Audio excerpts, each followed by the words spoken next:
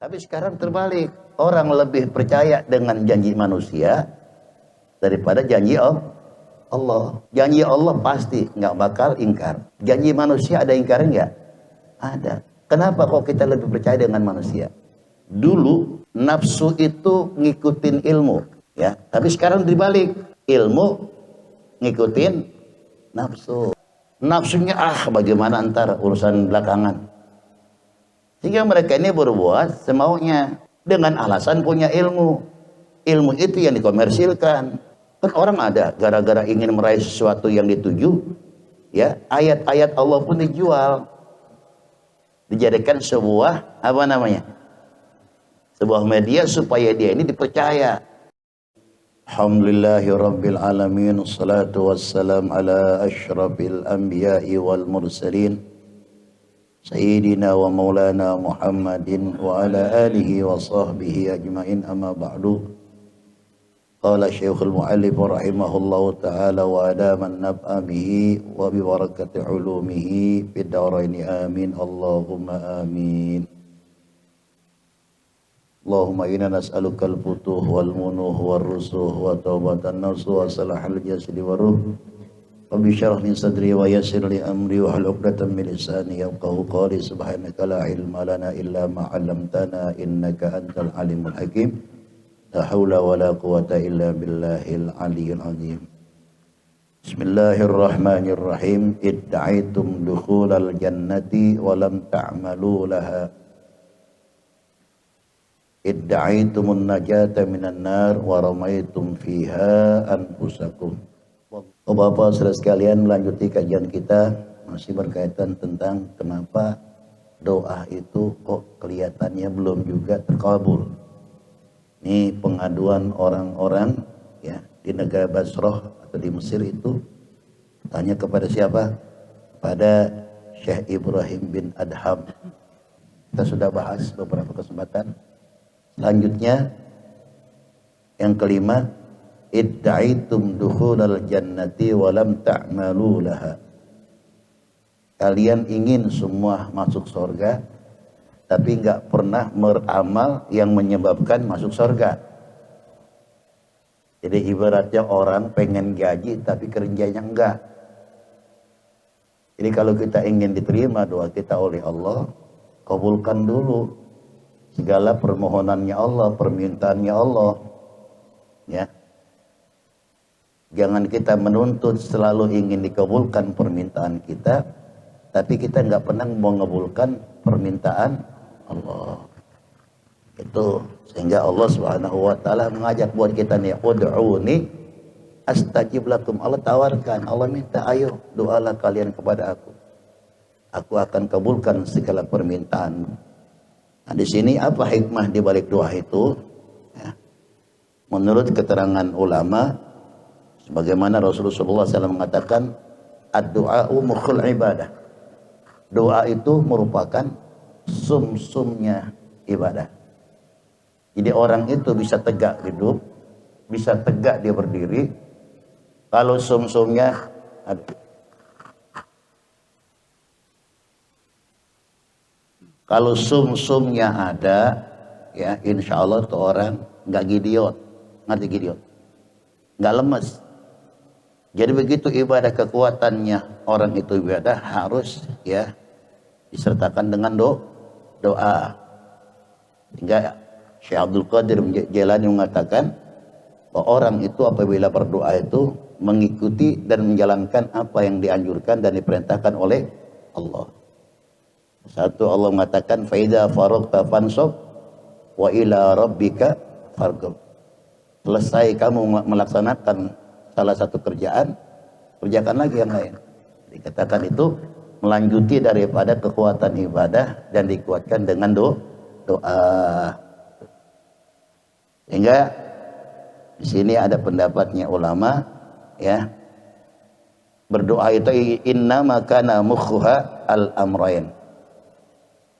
Di mana doa itu bisa kuat dengan dua hal katanya. Yang pertama, imtisalu amrillahi ta'ala haitsu qala ud'uni wa huwa mukhul ibadah wa khalisuha. di mana orang tersebut berdoa menjalankan perintah Allah. Dikata ulama usul fikih, al aslu fil amri al wujub. Jadi pertama-tama kali yang dikatakan perintah itu wajib. Ya, jadi segala bentuk apapun yang dikatakan perintah itu asalnya wajib. Kecuali nanti ada ilat-ilat atau ada alasan-alasan yang membuat tadi itu nggak wajib, bisa. Satu contoh, puasa wajib nggak?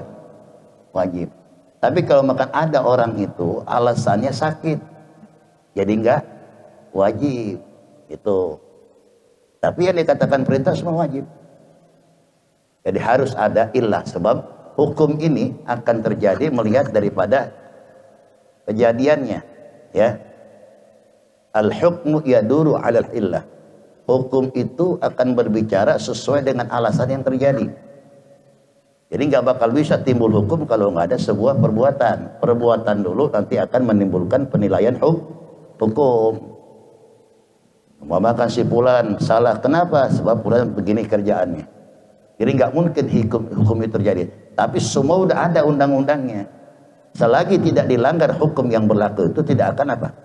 Kena apa? Kena hukuman, enggak.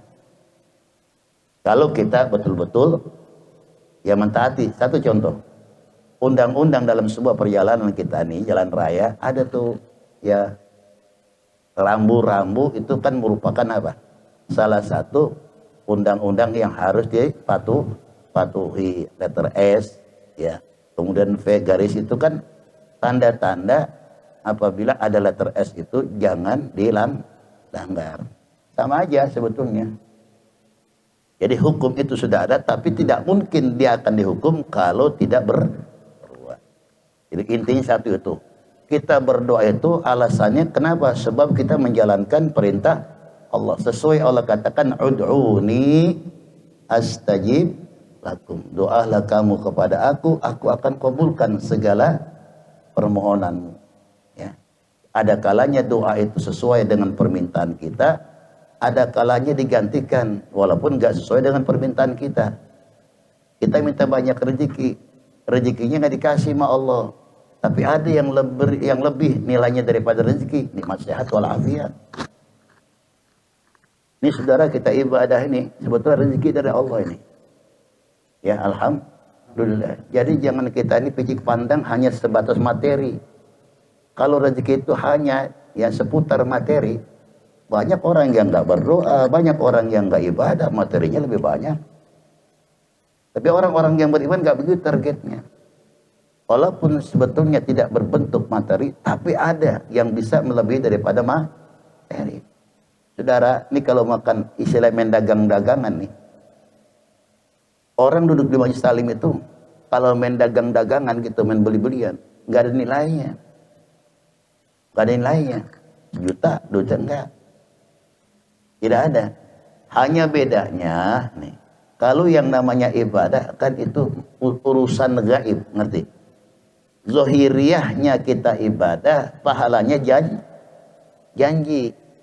Allah pasti nggak berikan pahala buat orang ibadah. Pasti. Entah itu pahala besar atau sedikit. Yang penting setiap orang yang beribadah pasti dijanjikan pahala. Setiap orang yang berbuat dosa pasti dijanjikan dosa. Kan gitu. Melanggar larangan Allah namanya dosa. Kan gitu. Ini dua-duanya gaib. Masalah pahala dengan dosa.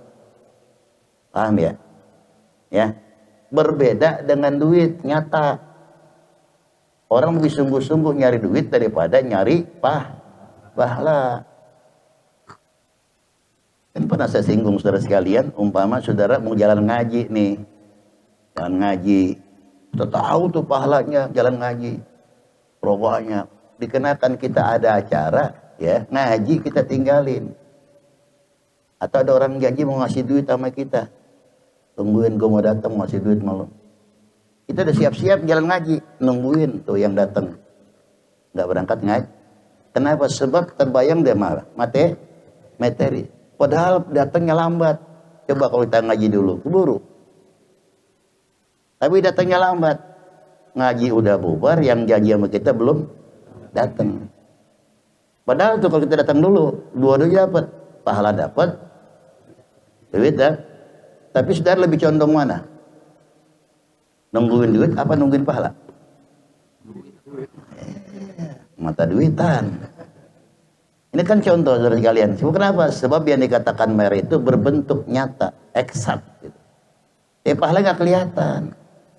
Sehingga saudara merasa lebih rugi, ya, ketinggalan dapat duit 1 juta daripada mendapat pahala 1000 rakaat. Kan gitu. Ya. Coba gue datang tuh tadi, dapat 1000 rakaat. Gara-gara gue nggak datang, hilang nggak 1000 rakaat. Sekarang dibalik, coba gue tungguin, dapat gue 1 juta. Ngaji sih gue. Ya. Ini contoh saudara sekalian. Jadi yang masalah ibadah itu, ya, itu rahasia Allah, pahalanya pun nanti, bukan sekarang. Loh, kenapa kita beribadah? Sebab kita orang beriman.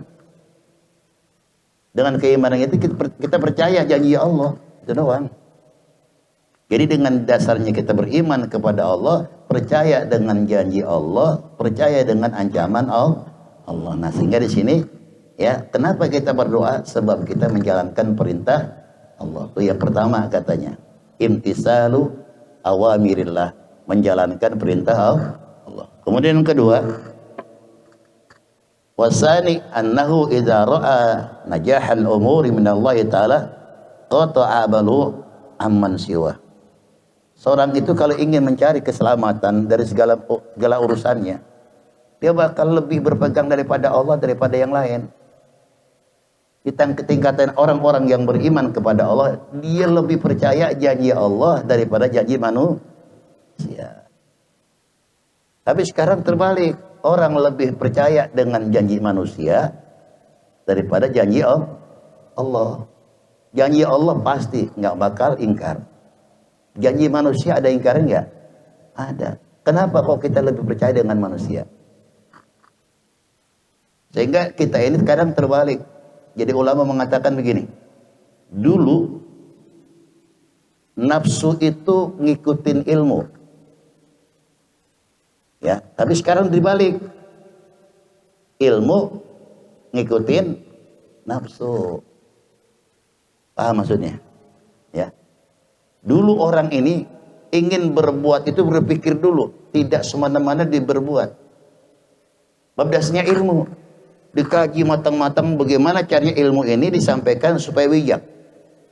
Sehingga apa yang disampaikan ini tidak bisa, tidak menyimpang daripada ajaran Allah. Hati-hati. Sekarang enggak.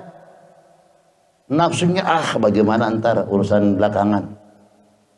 Sehingga mereka ini berbuat semaunya. Dengan alasan punya ilmu. Ilmu itu yang dikomersilkan. Itu paham ya? Kan orang ada gara-gara ingin meraih sesuatu yang dituju, ya, ayat-ayat Allah pun dijual. Dijadikan sebuah sebuah media supaya dia ini dipercaya. Orang dulu nggak bisa begitu.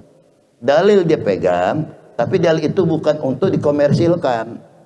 Sehingga betul-betul nafsu itu tunduk dengan ilmu. Tapi nanti terbalik nih sekarang di akhir zaman.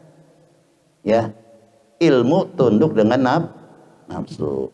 Saya terangin nih luas dah, ya. Itu syarat yang kedua, hikmah daripada kita ini berdoa. Yang kedua katanya tadi itu. Jadi kita segala urusan ini kalau ingin betul-betul bagus, ingin bahagia, najah maksudnya, ya, kita berpegang kepada Allah dan akan putus tuh harapan-harapan yang lain.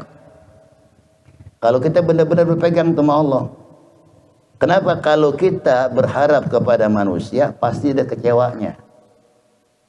Manusia janjinya waktu belum punya, udah punya dia lupa. Ustaz, doain Ustaz, kalau berhasil aku, tenang aja Ustaz, saya kasih. Itu kan ngomong belum punya, biasa kan gitu manusia. Tapi udah punya, kagak datang ngaji. Loh, kan berubah. Ini karakter manusia, ya. Manusia itu begitu. Khuliqal insanu halu'a. Manusia ini kalau kesah, gak pernah ada pasnya. Ya, dikasih hujan, hujan mulu. Dikasih panas, panas mulu. Allah diatur. Yang enak mah ya enggak? Panas seminggu, hujan sehari. Ngatur Allah kan?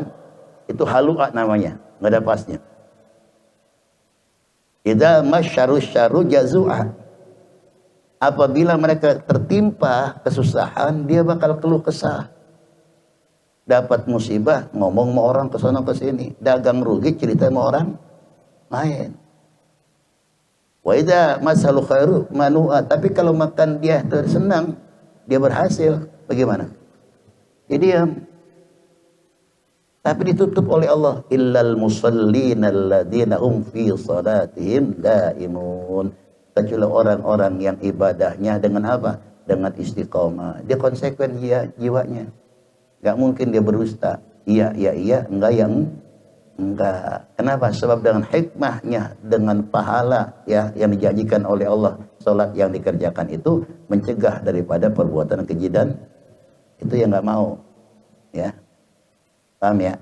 Jadi kalau makan kita berpegang sama Allah, nggak ada kecewanya dah. Tuh hikmah daripada doa yang kedua katanya. Selanjutnya diterangkan oleh ulama di sini, wa du'a'u li hajati wahdah. Wa hadza huwa aslu ibadah. Dan dengan asbab itulah pondasi atau pokoknya daripada ibadah. Itu yang kelima.